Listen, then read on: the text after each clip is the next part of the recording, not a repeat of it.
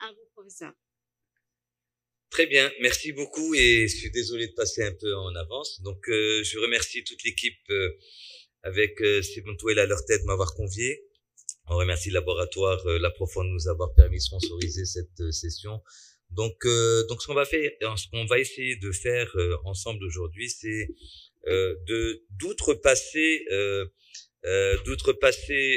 médecin spécialiste, où en gros les maladies rhumatismales pendant très longtemps c'était essentiellement les internistes et les rhumatologues qui s'en occupaient.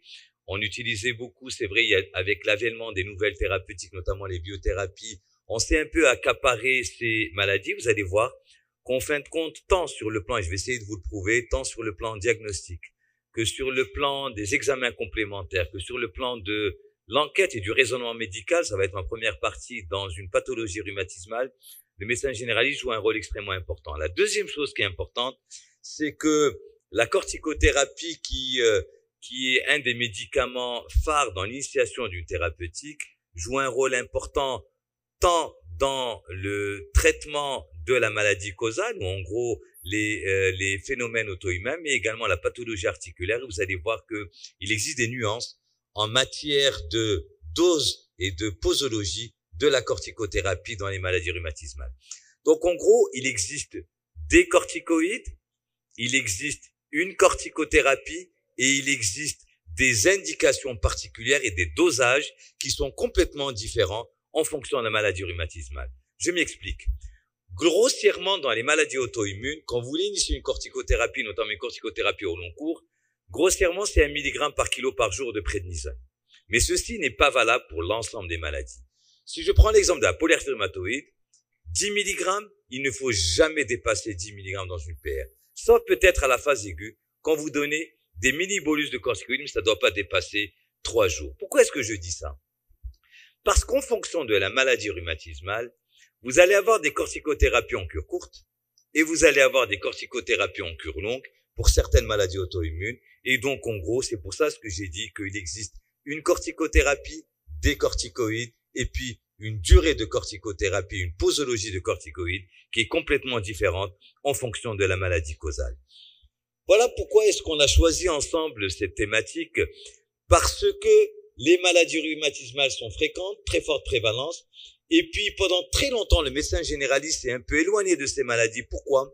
Parce que depuis ces dernières années, on a l'avènement des biomédicaments et des immunosuppresseurs très particuliers, où en gros on s'est accaparé et on a oublié que le rôle du médecin généraliste dans l'initiation et le diagnostic de ces maladies rhumatismales.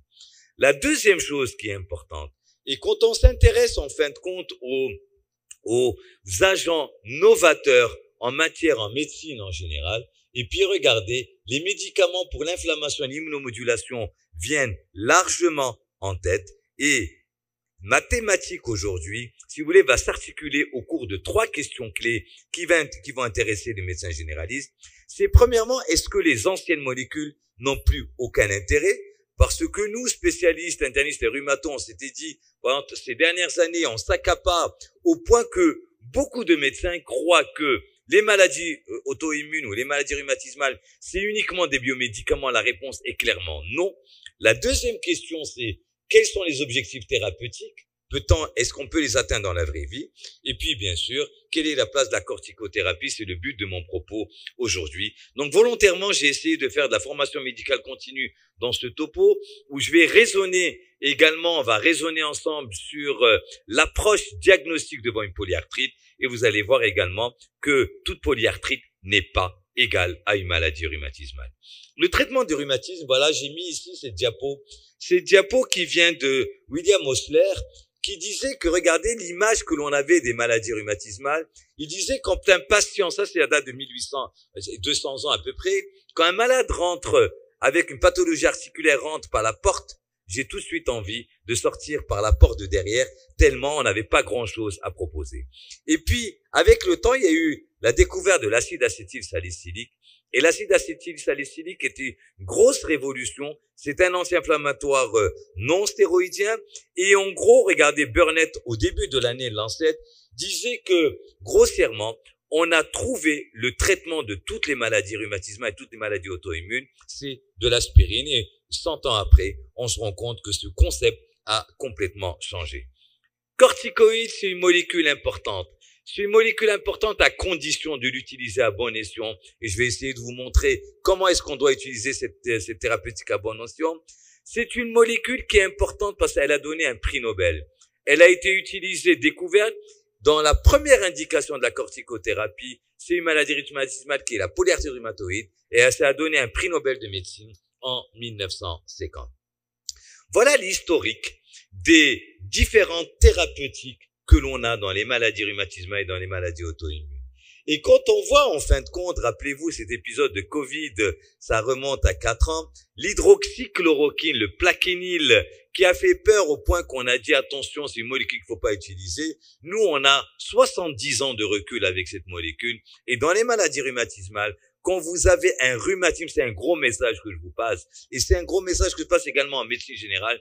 Quand vous avez un rhumatisme inflammatoire indéterminé, quand vous n'avez pas une maladie auto-immune clairement identifiée avec un bilan immunologique négatif, que l'atteinte articulaire est au premier plan, ce n'est pas les corticoïdes que vous devez donner, c'est le plaquenil que vous donnez, et c'est un très bon médicament pour les atteintes articulaires et les atteintes cutanées des maladies auto-immunes, à condition de faire un examen ophtalmologique avant. Pourquoi? Parce que la toxicité ophtalmologique, bien qu'elle soit exceptionnelle, je le répète encore une fois, il faut un examen ophtalmologique une fois par an. Donc voilà, avant de passer à cela, donc atteinte cutanée et articulaire, le plaquenil 200 mg fois 2 par jour est un médicament de médecine générale.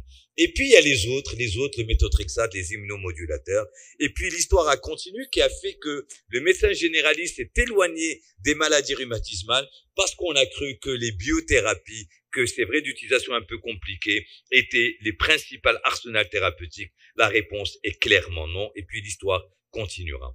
Il y a plein de recommandations. Il y a plein de recommandations, que ce soit des recommandations internationales, que ce soit des recommandations du Société marocaine de rhumatologie, du Société marocaine de médecine interne, que l'ACR, l'American College Rhumatology, qui disent quoi? Qui disent que la prise en charge optimale des patients,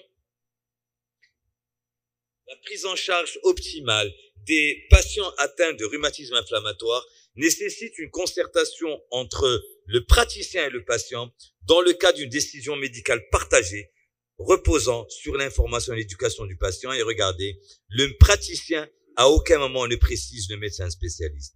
La deuxième chose, quand est-ce que nous, on intervient, rhumatologue ou interniste, c'est le spécialiste qui prend en charge les patients quand on veut initier une thérapeutique, un traitement de fond. Et regardez ce que j'ai mis, c'est pas moi qui le dis, le médecin général joue un rôle important pour la détection de la maladie, le suivi du patient également. Donc, en gros, s'accaparer uniquement pour nous spécialistes est contraire, bien sûr, aux recommandations internationales. Et puis, bien sûr, on est obligé de tenir compte du coût important des maladies rhumatismales. Et cela veut dire quoi? Ça veut dire que l'initiation d'une biothérapie ne doit pas être systématique. Et en gros, les autres molécules doivent être correctement utilisées. Mais avant de parler de la corticothérapie, je suis désolé, puisqu'on est en formation médicale continue, en tant que ça, c'est mon côté interniste, il faut parler de certaines choses importantes. Certaines choses importantes, ne le prenez pas mal, mais c'est toujours bien de parler de la sémiologie. Les rhumatismes inflammatoires, la corticothérapie, c'est quand vous avez une arthralgie inflammatoire. Arthralgie inflammatoire, ce n'est pas une arthrite. Ça me permet de différencier les arthralgies mécaniques et l'arthralgie inflammatoire.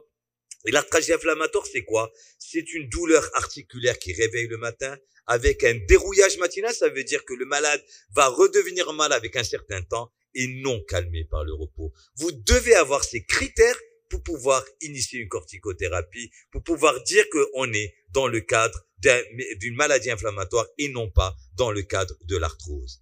La deuxième chose qui est importante, et la sémiologie clinique est essentielle dans tout cela, c'est que vous devez différencier qu'une polyarthrite fébrile n'est pas toujours égale à un processus infectieux, mais n'est pas toujours égale également à un rhumatisme inflammatoire.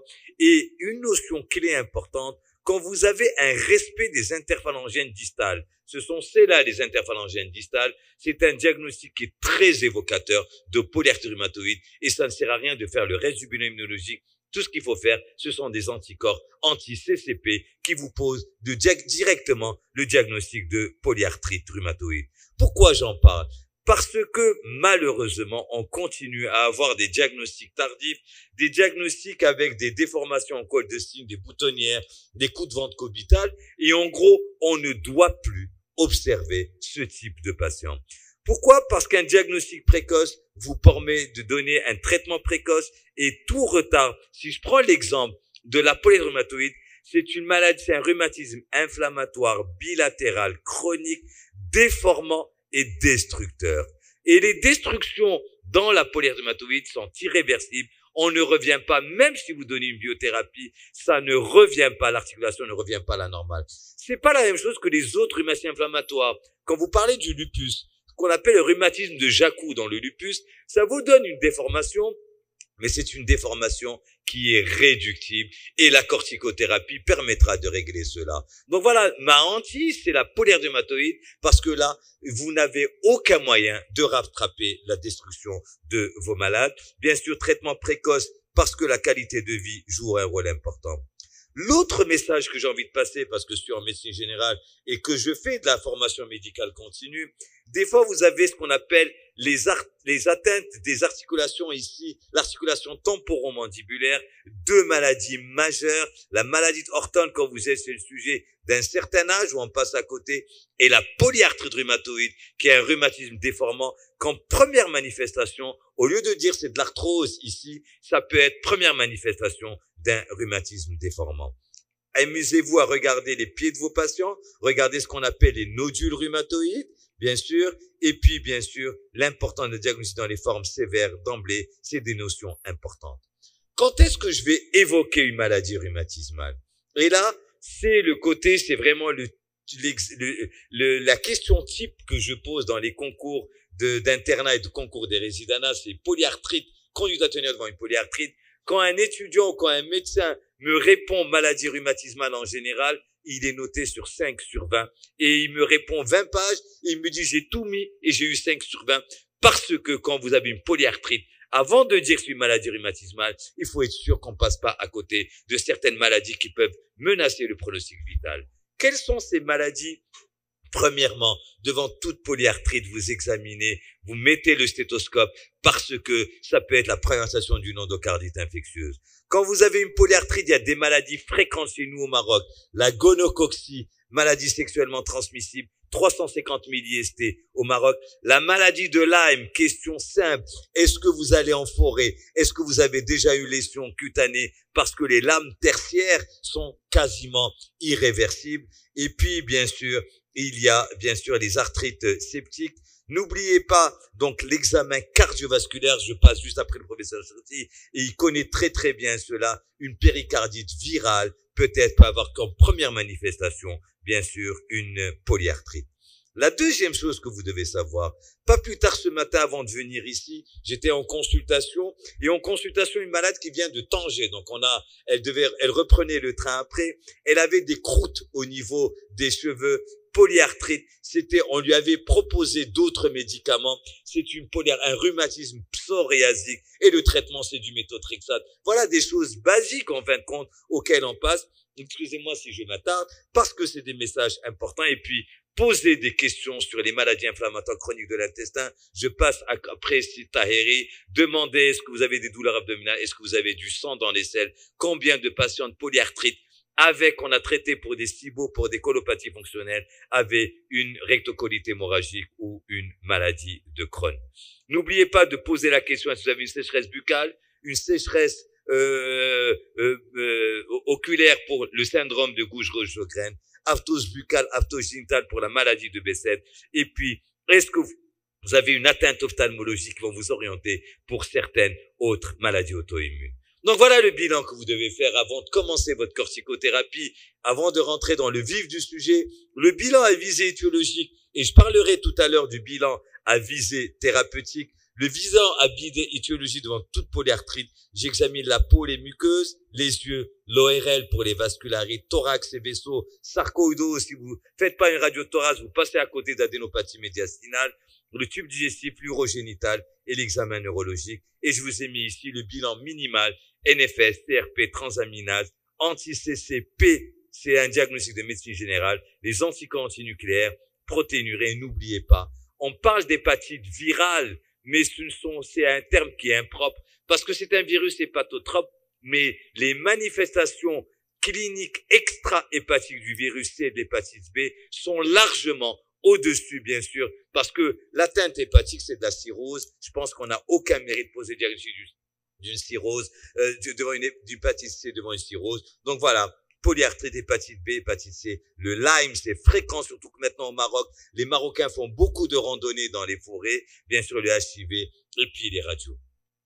Diagnostic précoce. J'ai parlé du rôle du médecin généraliste, donc j'ai mis ici tout ce que, et vous avez vu que vous avez un rôle extrêmement important. Et puis, le rôle du médecin spécialiste, c'est quoi? C'est uniquement quand vous êtes, c'est à la fin, regardez, c'est pour faire l'échographie et l'IRM, mais tout ce qui est avant, bien sûr, c'est le médecin généraliste. Et regardez ce que je vous mets ici les recommandations. Les recommandations prescrites par le médecin spécialiste, ça revient loin après ce que vous avez fait. Et en gros, quand on prend les recommandations du traitement de fond, et regardez les biothérapies, le médecin spécialiste, c'est après, ce n'est pas, c'est ici. Et vous avez un rôle en avant, loin devant, pour le méthotrexate et la corticothérapie, qui est le but de notre propos aujourd'hui. Alors, quelle est la place des corticoïdes dans toutes les maladies rhumatismales? Premier message, c'est que les corticoïdes ont démontré non seulement un intérêt anti-inflammatoire, parce que les médecins croient que c'est uniquement un traitement anti-inflammatoire, mais quand vous prenez le cas de la polyarthrite rhumatoïde, qui est une maladie destructrice, pendant les 2 premières années, ils permettent de prévenir l'atteinte structurale de la corticothérapie.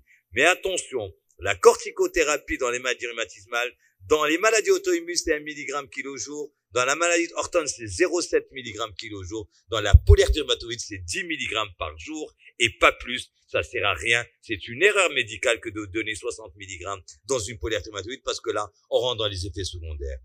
Le bénéfice structural apporté par les corticoïdes résulte surtout de leur capacité à contrôler plus rapidement l'inflammation que les traitements de fond classiques sans pouvoir induire la rémission. Et regardez ce que j'ai mis ici. L'intrusion de corticothérapie dans la polyarthrite rhumatoïde, contrairement aux autres, c'est moins de 10, maximum 10. Et puis les faibles doses sont une stratégie thérapeutique, doivent être données, mais initialement, même si vous donnez un traitement de fond, c'est un traitement de première intention. Pourquoi? Parce que les études l'ont très bien montré, là les datas qui le montrent très bien. Le groupe ici, patients avec PR et patients sans PR, on voit que les courbes se différencient. Quand on le voit très très bien ici au niveau de ces différentes courbes, qu'au niveau de l'atteinte structurale, le fait d'initier la corticothérapie initiale permet d'avoir un gain. Et regardez, quand on voit avant de passer à la phase 2, quand je sors les recommandations, avant la phase 2 ici, vous avez bien sûr la corticothérapie. Alors, comment il peut en différencier? J'ai parlé de la dose, mais il y a aussi également une différenciation quant en matière de durée des traitements dans les maladies rhumatismales. Dans la polyarthrite rhumatoïde, c'est 10 mg maximum et c'est également 6 mois maximum de corticothérapie, contrairement aux autres maladies auto-immunes où c'est un traitement au long cours qui peut durer de très nombreuses années. Voilà des différences également dans les maladies rhumatismales concernant la durée du traitement de la corticothérapie. Mais attention, corticoïdes, ça a des effets secondaires. Donc les diapos, je vous ai laissé, donc comme d'habitude à Stephen Tweed, donc elles sont dans l'ordinateur, vous pouvez les transmettre à tous les collègues ici. Donc elles sont pas en PDF, elles sont en diapo, donc c'est encore mieux. Retenez une chose, message majeur au Maroc, message majeur, malheureusement, je suis pas là pour critiquer, mais on a une automédication, auto-utilisation de la corticothérapie. Corticoïdes et maladies auto-immunes rhumatismales, ça donne l'immunodépression. Déjà, la maladie en elle-même est précurseur de maladies infectieuses. L'inflammation chronique est également précurseur de maladies infectieuses et vous donnez en plus des immunosuppresseurs qui sont également inducteurs de maladies infectieuses. C'est ce que je montre également dans cette diapo avec des datas qui sont très importantes. Et quand on s'intéresse aux différents immunosuppresseurs, c'est-à-dire moi j'ai l'habitude d'utiliser des biothérapies extrêmement immunosuppressives, je donne de la chimiothérapie également dans mes maladies rhumatismales, du cyclophosphamide, je donne l'azatioprine dans les maladies rhumatismales, et quand on compare corticoïdes et les autres, regardez, corticoïdes sont inducteurs d'infection loin et très loin devant des immunosuppresseurs. Donc attention, le message que l'on a qui est totalement faux, le premier inducteur d'infection, ce sont les corticoïdes quand ils sont pas bien indiqués, loin devant les autres immunosuppresseurs. Et cela, le message, c'est quoi? C'est que si vous donnez une corticothérapie au long cours, et ce d'autant plus que vos populations sont âgées, et là je m'attaque bien sûr aux vaccinosceptiques, vous savez très bien, je le redis à chaque fois, vous savez très bien que le Maroc était un modèle pour le programme élargi de vaccination. Pendant de très nombreuses années, on était un modèle mondial. On a éliminé des maladies. Regardez ce que l'on vit actuellement avec la rougeole, avec une recrudescence de la rougeole, parce qu'on a arrêté de vacciner nos patients. Quand vous donnez un traitement immunosuppresseur, quand vous donnez une corticothérapie au long cours, il faut vacciner vos patients. C'est des vaccins obligatoires, et ceux qui disent que le fait, parce que vous avez un immunosuppresseur, c'est des patients où les vaccins sont moins immunogènes, la réponse est non. Les vaccins restent immunogènes malgré les corticoïdes, malgré les immunosuppresseurs et malgré les biothérapies. Alors, comment est-ce qu'on doit donner cette corticothérapie? Il y a deux façons. Quand vous donnez une corticothérapie en cure courte, c'est-à-dire que vous avez un épisode aigu, une petite poussée chez un patient, vous allez donner 10 jours, en général c'est favorable, la posologie est simple, pas de surveillance, effet secondaire exceptionnel dans la cure courte, fréquent dans la cure longue. Et regardez, quand vous donnez un corticoïde pour une durée jusqu'à 10 jours, c'est pleine dose, arrêt brutal, sans aucun effet secondaire. Vous n'avez pas besoin de décroître progressivement. Il n'y a quasiment pas d'effet secondaire, ce qui n'est pas le cas pour la corticothérapie au long cours quand vous donnez arrêt de traitement brutal, très prudemment progressif. Quel est le bilan pré-thérapeutique d'une corticothérapie? Et ça, c'est obligatoire quand on va donner au long cours. Bien sûr, antécédent obligatoire HTA, ulcère gastro-duodénal, et je répète encore une fois, les anti-inflammatoires non stéroïdiens sont ulcérigènes, IPP systématique.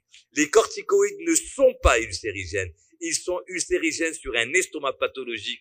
Donc, IPP systématique, non, sauf quand vous avez un estomac pathologique. Profil psychiatrique, faites très attention à cela. Un malade, j'ai eu une patiente une fois, et depuis, moi, j'étais traumatisé. Mon service, avant la démolition d'Avicenne, était au 4e étage. On a une patiente qui voulait se jeter par le 4e étage. Donc, attention, les malades sous antidépresseurs, c'est des patients qui peuvent décompenser sur corticoïdes. Voilà, donc c'est un suivi très particulier. Examen clinique, tension artérielle, poids, recherche de foyer infectieux, et voilà le bilan préclinique que vous devez systématiquement faire chez vos patients. NFS, kaliémie, glycémie, bilan lipidique, hépatique rénale, ECBU, radiothorax, et puis un électrocardiogramme. Si j'espère que ça s'est arrangé, va pouvoir en parler tout à l'heure. Quelle surveillance vous préconisez? Ionogramme sanguin chez vos patients, obligatoire. Glycémie à jeun, obligatoire. Cholestérol, triglycérides, transaminase, acide urique plus ou moins. Non, ne vous en faites pas, je vais respecter le temps. 6 minutes 54, ça va être à la seconde près.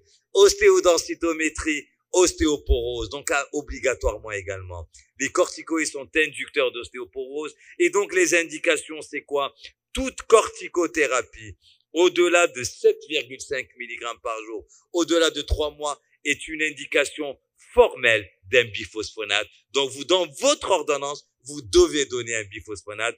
Calcium, potassium, 3 cuillères à soupe par jour. Calcium, c'est 1 gramme. C'est pas des comprimés. Moi, je me suis fait avoir, j'ai dit dernièrement, où on m'avait vendu un médicament à moitié moins cher, mais il y avait moitié moins de dose, 500 mg. Donc, c'est 1 gramme qu'il faut donner de calcium. C'est 800 unités de vitamine D qu'il faut donner. Et puis, bien sûr, biphosphonate.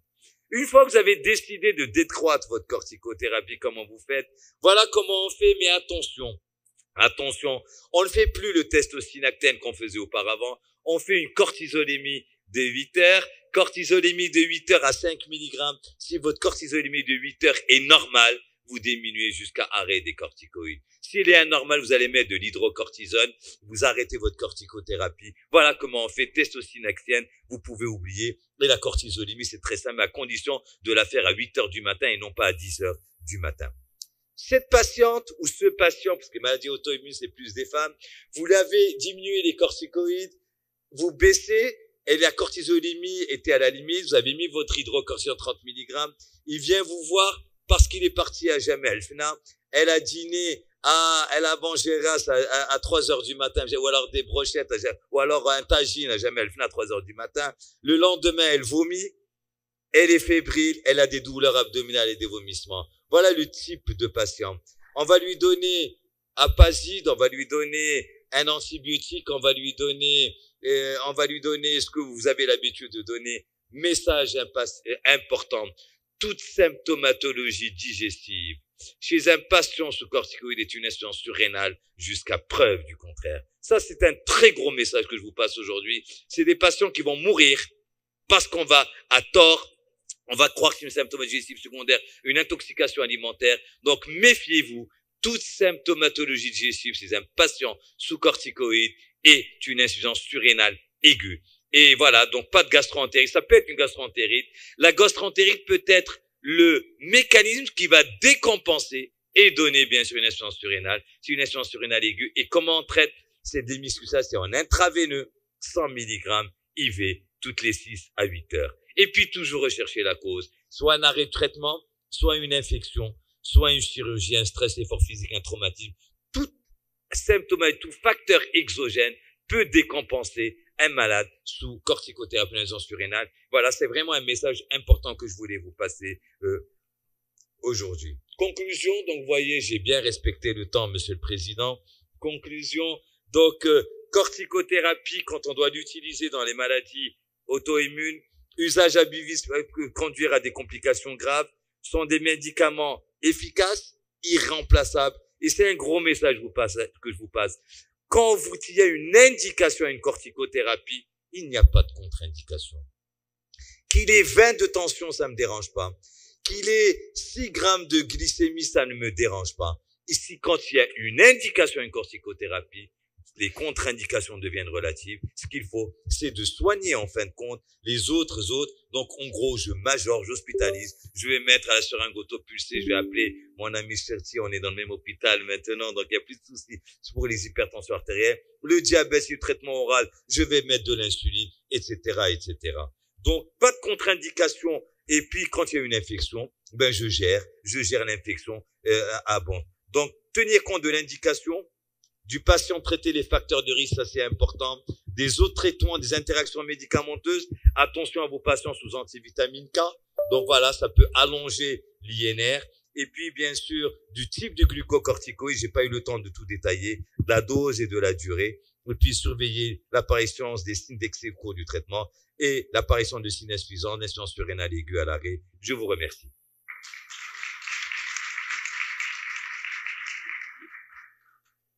Merci, professeur Hermouche. Vous avez démystifié l'utilisation des corticoïdes chez les médecins généralistes. Et je passe la parole à la salle. Merci, merci professeur Hermouche. J'ai 10 questions. C'est bon? Non, moi, j'ai le temps. Mon train, c'est à 18h. Ah, d'accord. Une petite. Alors, pourquoi traitement de la paire traitement de paire 6 mois seulement? Pourquoi? Oui. 6 mois. C'est une très, très bonne question. C'est une très, très bonne question que tu poses et je te remercie. Je vais, volontairement, c'est pour ça que j'ai essayé de différencier des choses. La PR, par rapport aux autres maladies rhumatismales, c'est le seul rhumatisme destructeur. Donc ça, c'est la première chose. Donc, la deuxième chose, c'est que c'est un rhumatisme destructeur qui est irréversible. Là, actuellement, avec le temps, on a des thérapeutiques extrêmement efficaces qui ont montré qu'en fin de compte que la PR, c'est une maladie inflammatoire chronique. L'inflammation au long cours favorise les pathologies cardiovasculaires, n'est-ce pas, Cherty, et favorise également les complications de la corticothérapie. Donc, le fait de donner de la corticothérapie chez un patient qui a un polypoïde rhumatoïde va me donner beaucoup plus de complications cardiovasculaires. Et puis, ça ne sert à rien. Pourquoi? Parce que j'ai des thérapeutiques de fond qui sont beaucoup plus efficaces que les corticoïdes. Je m'explique. Le méthotrexate, c'est le traitement de fond initial obligatoire dans une polyarthrite rhumatoïde associé à la corticothérapie.